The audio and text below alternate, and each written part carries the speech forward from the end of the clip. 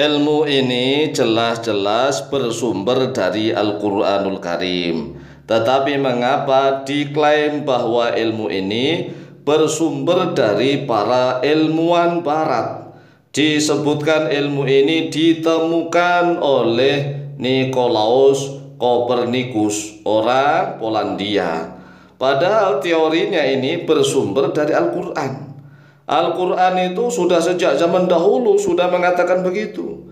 Sedangkan Nikolaus Kopernikus itu lahir pada tahun 1473. 1400 loh ya.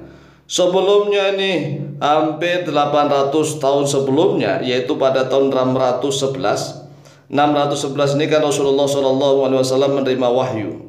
Kemudian Rasulullah wafat pada tahun 632 Masehi. Nah, menurut orang-orang barat, dan itu diakui oleh orang Indonesia, bahwa katanya sih teori tentang tata surya bahwa matahari berputar pada porosnya, rembulan mengitari garis orbitnya. Itu kan teori di anak SD, SMP sampai SMA. Itu disebutkan bahwa teori tersebut bersumber dari barat, yaitu dari Nikolaus Kopernikus. Padahal itu jelas-jelas dari Al-Quranul Karim. Coba ajalah lihat di dalam surat Yasin. Surat Yasin ayat yang ke-38 dan ke-39. Sayangnya orang Indonesia ini kalau membaca Yasin ya Yasinan doang, nggak pernah membahas tentang isinya, nggak pernah mengupas tentang kandungannya, tentang sains estenologi dalam Al-Quran. Inilah yang menjadi salah satu sebab kehancuran umat Islam. Padahal sumber dari segala macam ilmu adalah Al-Quranul Karim. Jadi ingat ya, sumber dari segala macam ilmu itu langsung dari Allah. Ya Allah lah sumber dari segala macam ilmu. Nah, Allah sudah mengirimkan sumber ilmu itu kepada Nabi Muhammad SAW berupa Al-Quranul Karim.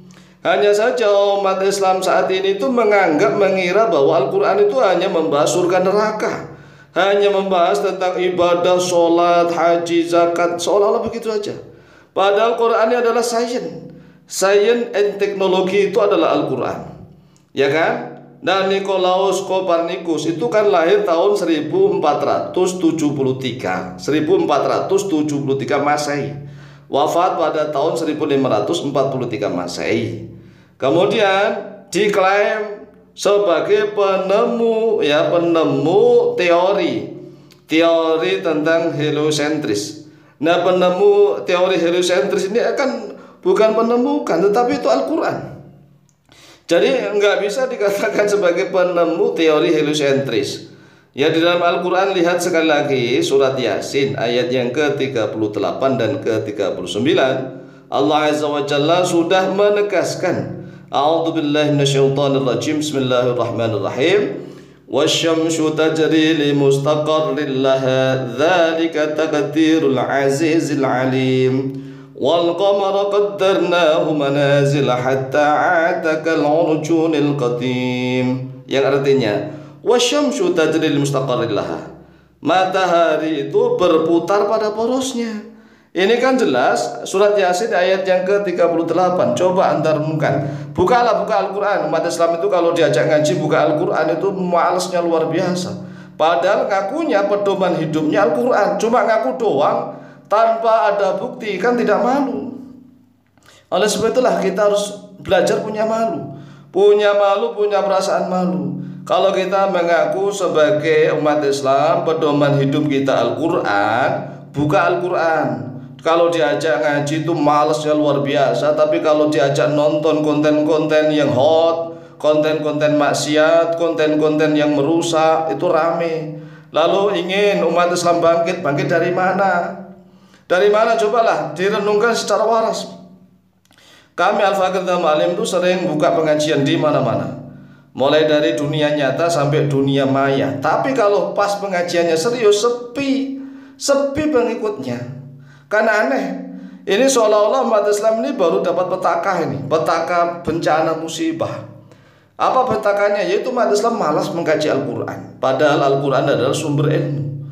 sering yasinan tapi nggak tahu di situ ada ayat yang mengatakan bahwa matahari berputar pada porosnya. Wasyamsu tajri li mustaqarril laha. Dzalika taqdirul azizil alim. Itulah takdirnya zat yang maha aziz al-alim, zat yang maha mengetahui, yang perkasa maha mengetahui. Kemudian kata Allah di dalam surat Yasin ayat yang ke-39, wal qamara qaddarnahu manazil. Wal qamara, dan pada rembulan, qaddarnahu manazil. Qaddarna menetapkan oleh kami, kata Allah, pada qamar. Manazil pada orbit-orbitnya.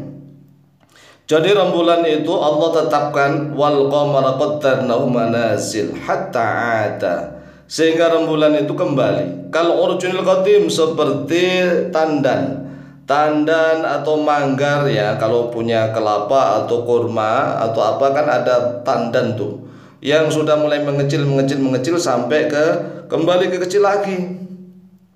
Ini teori Al-Qur'an ya. Makanya kalau pas kita Yasin dan tahlilan, jangan hanya ribut membahas bid'ah tidak bid'ah. Umat Islam itu hanya membahas ini bid'ah tidak bid'ah, ini boleh tidak boleh. Kemudian yang yasinan ngebut yasinan tapi juga nggak ngerti isi yang dibaca. Inilah menjadi kehancuran umat Islam. Ya kami sendiri kan agak pusing. Pusingnya apa? Bukan pusing ngaji, bukan.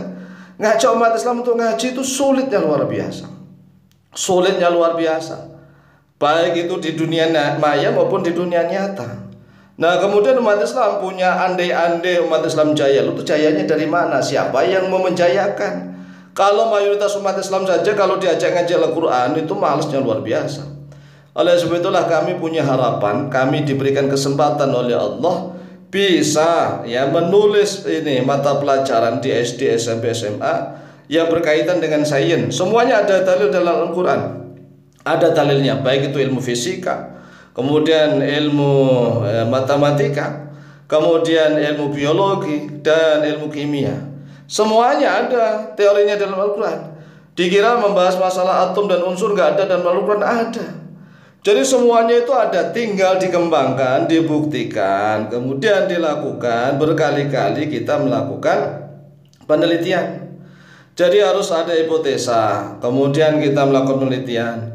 Nah sampai saat ini kan rata-rata umat Islam itu mengira, ya umat Islam Indonesia terutama, mengira bahwa teori tentang matahari berputar pada porosnya, rembulan itu mengitari garis orbitnya, ini tentang sistem tata surya kita, itu seolah-olah itu teori barat, bukan dah. Oleh sebab itulah buku-buku pelajaran di SD, SMP, SMA itu perlu dikasih dalil. Itu adalah surat Yasin ayat yang ke-8 dan ke-9 dari Al-Quranul Karim. Demikian, semoga manfaat dan barakah fit dini wad dunya wal akhirah. Lebih dan kurangnya mohon maaf. Wallahu ta'ala a'lamu bishawab.